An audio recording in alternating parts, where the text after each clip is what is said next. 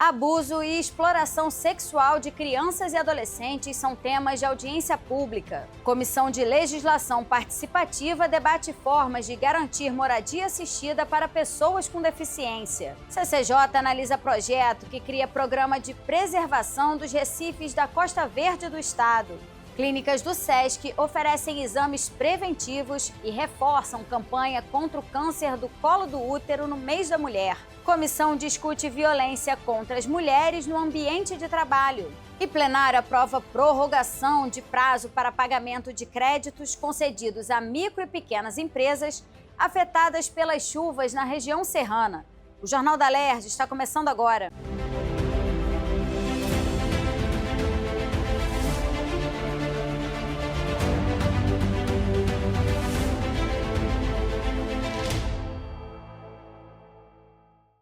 Boa noite. A Comissão de Assuntos da Criança, do Adolescente e do Idoso debateu nesta quarta-feira em audiência pública o tema Infância e Adolescência em Risco, o panorama do abuso e exploração sexual no estado do Rio de Janeiro. A reunião teve a participação de especialistas que apresentaram dados, medidas de combate, protocolos de atendimento e a influência das mídias nos crimes contra o público infanto-juvenil. O psicólogo e professor do Departamento de Serviço Social da PUC-Rio, Antônio Carlos de Oliveira, abordou as estratégias de enfrentamento em relação aos crimes contra essa parcela da população. Dados levantados por ele, com base no Instituto de Segurança Pública e do Disque 100, revelam que entre 2017 e 2019 houve de 20 a 30 mil notificações por ano de abuso sexual contra crianças e adolescentes. Segundo ele, em 2020, no auge da pandemia da Covid-19, houve uma redução significativa das denúncias. Já em 2022, as notificações voltaram a crescer e chegaram a 30 mil, um aumento de 50%. Apesar disso, ele revelou que ainda há uma subnotificação. Para cada caso notificado, existem outros 20 não denunciados. A gente sabe que ocorrem muito mais casos do que esses que são notificados. E eventos como esse, como essa audiência pública, ajudam a população ter acesso a essa informação e também notificar. O que é principal é garantir às nossas crianças e adolescentes espaços seguros em que eles possam falar se eles estiverem vivendo alguma situação de desconforto. Isso que às vezes é difícil, porque eles ficam pressionados por ser alguém da família em causar um problema na família. E não tendo espaço seguro, eles não falam. Diz que 100 garante o anonimato de quem notifica e depois de receber essa notícia, o serviço vai levar para o Conselho Tutelar da região em que a criança mora. Então, vai acionar todos os serviços de proteção. O Disque 100 é uma excelente ferramenta. Já o delegado da Polícia Federal, Cleiton Bezerra, falou sobre a relação entre as mídias sexuais e esses delitos. Segundo ele, uma pesquisa feita por uma empresa de smartphones revelou que 30% das crianças com 3 anos de idade pediram aos pais, como presente, um celular. O mesmo levantamento verificou que 95% de crianças até 12 anos já têm um smartphone ou usam o aparelho dos pais. 70% disseram na pesquisa que não controlam o conteúdo que os filhos acessam na internet. A criança acredita em muita coisa, né? Acredita em quase tudo. E a internet, a rede social é um caminho onde é um mundo inexplorado para ela. E você precisa ter cuidados. Existem ferramentas para o cuidado parental, mas em 70% dos casos, pelos próprios entrevistados, eles falam que não utilizam essas ferramentas nem verificam o que o seu filho faz na internet e isso é muito perigoso. O presidente da comissão, deputado Munir Neto, destacou que é importante debater o assunto em audiência pública para alertar pais e familiares quanto aos riscos que as crianças e adolescentes correm quando utilizam a internet sem controle. A questão do abuso e exploração sexual de criança e adolescente vem crescendo a cada dia, né? E a nossa comissão, a Comissão da Criança e Adolescente, está muito preocupada e vem atuando para que essa situação diminua e acabe, né? Infelizmente, não estamos conseguindo. Ele afirmou também que, apesar de existirem leis de combate aos crimes de abuso sexual contra crianças e adolescentes, e agora o ECA Digital, é preciso cumprir de forma mais efetiva a legislação. Estamos fazendo bastante projetos de leis, mas precisamos que essas leis sejam cumpridas. Precisamos fazer o ECA cumprir, por isso nós estamos fazendo atividades educacionais em vários pontos. E eu acho que nós só vamos conseguir acabar com esse crime bárbaro com a união da sociedade civil e o poder público. Os recifes da região da Costa Verde do estado podem contar com um programa estadual de conservação, monitoramento e educação ambiental. O projeto de lei do deputado Marcelo Dino recebeu o parecer favorável da Comissão de Constituição e Justiça nesta quarta-feira. De acordo com o parlamentar, os recifes da Costa Verde, que compreende áreas dos municípios de Angra dos Reis, Paraty e Mangaratiba, representam ecossistemas marinhos de grande importância ambiental, social e econômica. Apesar disso, eles vêm sendo impactados por fatores como poluição hídrica, sedimentação excessiva, pesca predatória e efeitos das mudanças climáticas.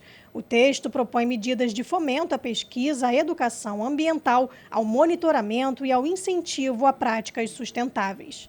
Na questão da balneabilidade também, que está uma vergonha em Angra dos Reis, as valas negras que desembarcam direto nas praias como Garatucaia, Abraão e tantas outras que eu vou ficar aqui falando, tantos que vem acontecendo.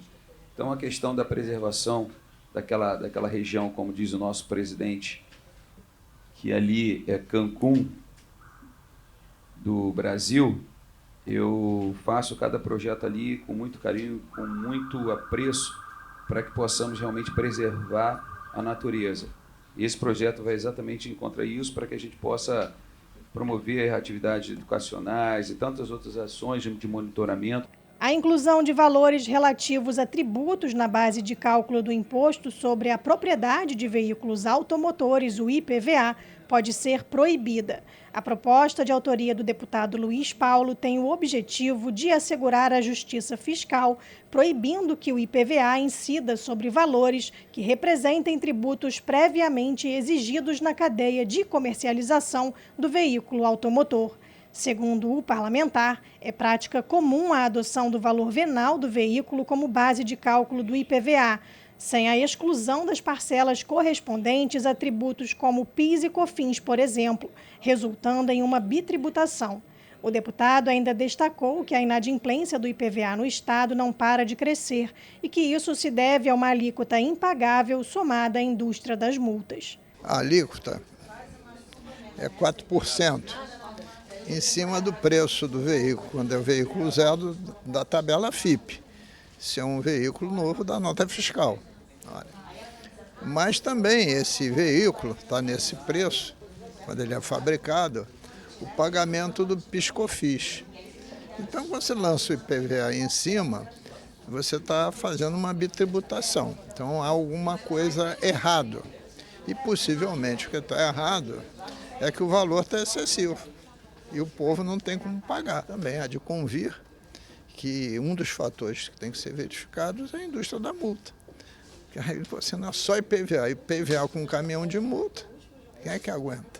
E pode ser criado o programa Islã nas escolas na rede estadual de educação do estado. O Islã é uma modalidade de batalha poética surgida nos Estados Unidos na década de 1980 e difundida no Brasil a partir dos anos 2000, que se consolidou como uma poderosa ferramenta de democratização da palavra. Segundo a autora do projeto, deputada Dani Monteiro, a iniciativa é voltada à promoção da literatura, da oralidade, da expressão artística e da valorização da juventude fluminense por meio da poesia falada e performática. Os estudantes eles ficam mais estimulados em contribuir com processos pedagógicos que tragam mais ferramentas do seu cotidiano. Então, ele poder pensar um conteúdo escolar a partir de uma poesia e que ele declame isso, talvez seja um método que traga mais estímulo ao jovem do que propriamente a apresentação de um trabalho. Então, para você superar barreiras, e a gente acompanha o quanto que o ensino de artes, de cultura, poesia, tem expressado nos nossos jovens na escola, que cada vez mais tem transtornos como TDAH, autismo. Então, cada vez mais esses jovens que chegam no ambiente escolar com questões de sociabilidade, a gente também possa, né, ter essas ferramentas para desenvolvimento desse traquejo social. Pessoas com deficiência também crescem. Esse foi o tema da audiência realizada pela Comissão de Legislação Participativa, com o objetivo de discutir políticas públicas que garantam moradia assistida e uma vida independente para pessoas com deficiência na vida adulta. Na reunião, cobranças por iniciativas do poder público para garantir o direito de todos. Em muitos casos, após atingir a maioridade, essa parcela da população encontra dificuldades diante da sociedade, que ainda não é acessível a todos. A pessoa com deficiência ela precisa estar nesse espaço de debate, ela precisa estar presente. Os nossos corpos precisam estar presentes em todos os espaços. E aí assim se constrói uma política pública de verdade e efetiva. Porque sem o debate, sem a pessoa com deficiência para te dizer exatamente aonde estão os pontos, o que elas realmente precisam, é importante. O nosso colega falou que eu coloco o piso tátil, mas eu não penso no cadeirante. E aí a discussão coletiva, ela traz exatamente isso, ela mostra o que você vai atender a pessoa com deficiência visual ou cego, com o cadeirante, com o autismo, com outras deficiências que estão dentro desse contexto. O que será de nossos filhos depois que morrermos? Essa é uma pergunta forte, que emociona e traz uma grande reflexão. Essa pergunta foi feita por muitos pais e mães presentes na audiência. É uma preocupação diante de um mundo que ainda não está preparado para lidar com pessoas com deficiência. Você não quer que o seu filho permaneça num mundo que não é preparado para ele. Então, assim, você acaba, por amor, preferindo que ele vá antes de você.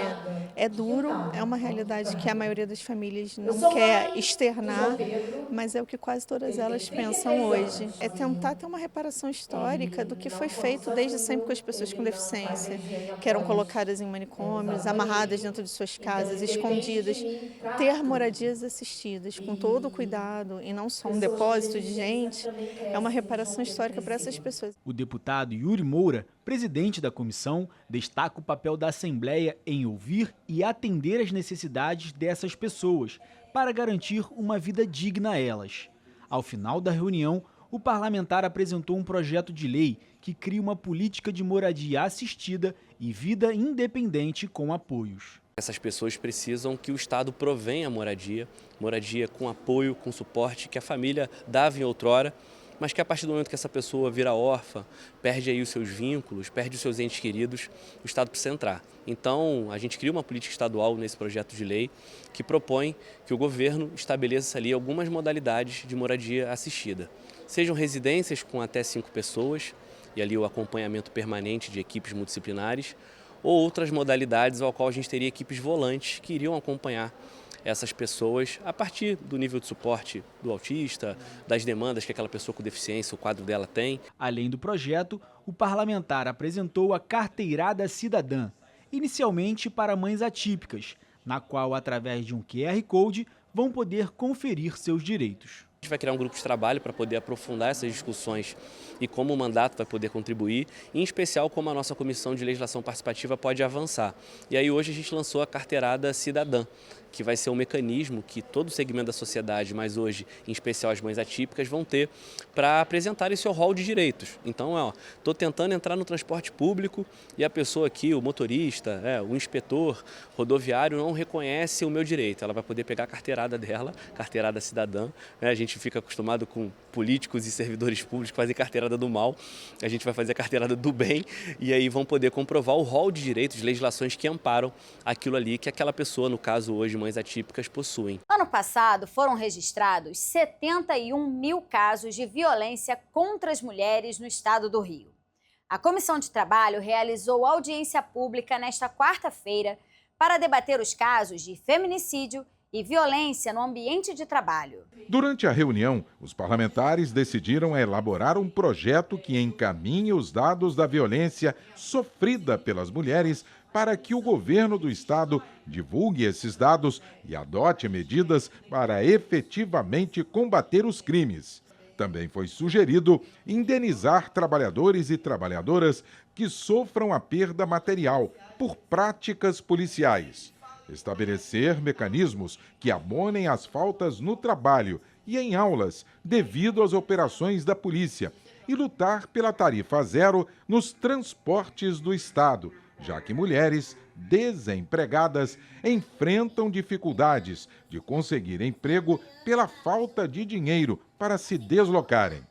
Dados da Pesquisa Nacional de Violência contra a Mulher do Senado Federal dão conta de que 46% se afastaram do trabalho pela violência sofrida ou tiveram a rotina alterada. Nós sofremos violência física, violência psicológica e até violência patrimonial.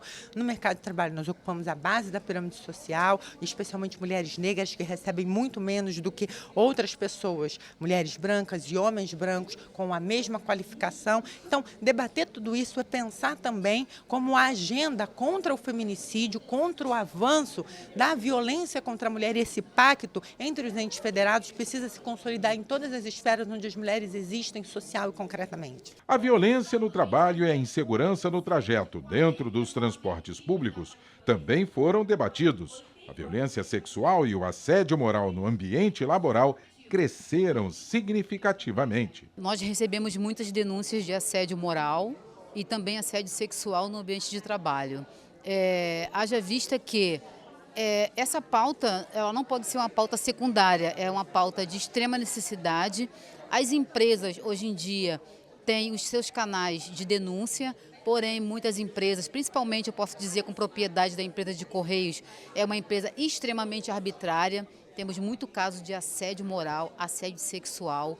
O Sindicato do Rio de Janeiro está sempre atuando, sendo combativo nessa pauta.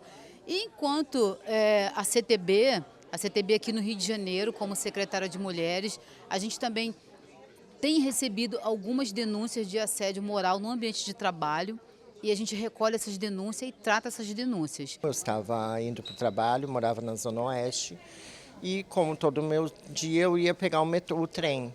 Eu descia as escadas, normal, meu dia, só que um dos que desceram junto comigo atrás de mim, começou a falar e eu respondi. Não me lembro certo que eu respondi, só sei que na hora que eu respondi, eles começaram a me dar chute, voadeira, soco. E numa dessas eu bati com a cabeça e acabei desmaiando. Eu fiquei com meu rosto todo desfigurado, meu corpo também tive vários hematomas e hoje em dia eu até uso prótese dentária porque eu perdi todos os meus dentes no dia dessa agressão. Para se combater a violência contra a mulher, é preciso ter políticas públicas e que o Estado possa dar garantias à população feminina, além da união entre os poderes. A legislação atual, que atualiza a equiparação salarial para as mulheres, legislação federal, capitaneada pelo presidente Lula, que já é realidade, é um passo fundamental. Mas há outras agendas, como, por exemplo, o estabelecimento dos comitês de equidade, que são proposições materializadas num projeto de lei de nossa autoria, que, para além do ponto específico da equidade salarial, avança no sentido da proteção das mulheres e do debate nas corporações e nos estabelecimentos, portanto, públicos e privados do Estado do Rio de Janeiro, a respeito de um ambiente que promova a diversidade e que combata todas as formas de assimetria de gênero que ainda são muito presentes nas corporações do Estado do Rio de Janeiro e do Brasil. Acompanhe agora no nosso Giro de Notícias. O Sesc Rio iniciou uma campanha para ampliar o rastreamento ao câncer de colo do útero por meio do exame de Papa Nicolau ou preventivo. Dados do Ministério da Saúde indicam que cerca de 17 mil casos de câncer do colo do útero são registrados anualmente no país, sendo o terceiro mais frequente na população feminina. O exame pode ser realizado nas clínicas do Sesc Mais Saúde, das unidades da Tijuca, Madureira, Ramos, Duque de Caxias, Nova Iguaçu, São João de Meriti, Campos e Barra Mansa, com valores acessíveis, até R$ 30. Os mais de 19 mil alunos da Rede Municipal de Ensino de Saquarema começaram a receber as sacolas literárias do programa Escola que Lê, Surfando na Onda da Leitura. Cada aluno, desde os pequenos das creches até os adultos atendidos pela educação de jovens e adultos, vai ter direito a uma sacola contendo 4 livros não didáticos, escolhidos de acordo com a faixa etária. O investimento leitura é um dos motivos dos bons resultados educacionais do município, que conquistou a 6ª maior nota do estado nos anos finais do ensino fundamental no IDEB, Índice do Desenvolvimento da Educação Básica. 2 espetáculos diferentes inspirados na revolucionária Chiquinha Gonzaga vão ser encenados no centro e na zona sul do Rio. A soprana Georgia Spielmann combina recital e narrativa sobre os momentos marcantes da vida da maestra e compositora na montagem Um Encontro com Chiquinha Gonzaga, nesta sexta, no Acaso Cultural em Botafogo. Já a pianista e atriz Raquel Paixão, depois de uma turnê por várias cidades do estado, leva o recital cênico Chiquinha Gonzaga e seu legado para o Teatro Firjan Sesi, numa apresentação gratuita, dia 1º de abril, às 15h. O plenário aprovou hoje a proposta que amplia os prazos de carência dos financiamentos concedidos pelo Fundo de Recuperação Econômica dos Municípios Fluminenses por mais 12 meses a partir do dia 15 de abril de 2026. Esse fundo foi criado para conceder crédito para a recomposição de capital de giro a micro, pequenas e médias empresas situadas nas áreas com decreto de emergência ou de calamidade pública. A proposta apresentada pelo deputado Vinícius Cozzolino altera a lei que autoriza a utilização do fundo para atender municípios de Petrópolis, após os desastres de 2022, independentemente da data de assinatura dos contratos de financiamento. O projeto foi aprovado em discussão única e segue para a sanção ou veto do governador. Eu reafirmo a dificuldade que Petrópolis tem passado ano a ano com esses eventos climáticos e reafirmo o compromisso não só do meu mandato, mas de todo o parlamento fluminense em ver a cidade imperial se reerguer, que é uma cidade que tem muita história, mas que também demonstra a cada ano muita resiliência. O Rio de Janeiro pode ter uma política estadual de conscientização sobre o uso excessivo de celulares e os malefícios na saúde mental e física da população. Segundo o projeto apresentado pelo deputado Arthur Monteiro, campanhas educativas devem ser realizadas principalmente dentro das escolas do estado do Rio para conscientizar os alunos sobre a problemática desse tema. Além disso, a proposta também prevê a criação de um programa de incentivo à leitura, onde os alunos que discutirem e lerem os livros dentro das salas de aula poderão ganhar pontos ao final de cada semestre.